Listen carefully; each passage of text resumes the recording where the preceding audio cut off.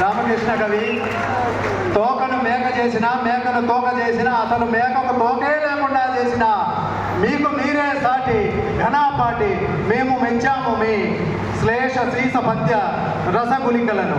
మా సభాసదులు కూడా మెచ్చారనే మేము ఆశిస్తున్నాము. అయినచో మీ కరతాళ ధ్వనులు మాకు అవసరమైనవి.